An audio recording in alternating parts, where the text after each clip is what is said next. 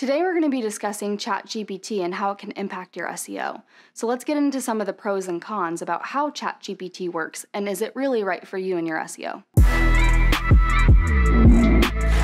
Hi, my name is Jacqueline. I'm the Director of SEO here at RYNO, and today I'm going to talk to you about if Chat GPT can help with your SEO. If you're here, you might already know what Chat GPT is. If you're unfamiliar, Chat GPT is a chat box that was created by OpenAI. Unlike search engines, it doesn't crawl the internet looking for information. It uses learned information to provide you an answer. It does have limitations in its data and doesn't always provide you accurate information. So, should you use Chat GPT for your SEO? Well, it depends on your goals and your needs. It can be used as a valuable tool, but not to be used by itself because it can't always create human-like text. So diving right into content, it can be used as a tool for content ideas and also creating descriptions for unique content.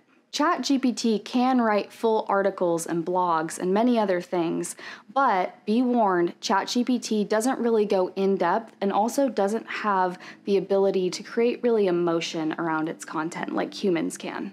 Separately, you can also use Chat GPT for keyword research. It is a critical part of SEO when creating content.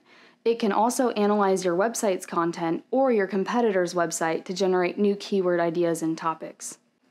For example, if you want to target the keyword HVAC services, you can input the keyword and it will generate a related keyword such as HVAC installation. This can also help you identify long-tailed keywords, for example, HVAC maintenance plans for older systems. So content optimization is also another opportunity that you can use ChatGPT for.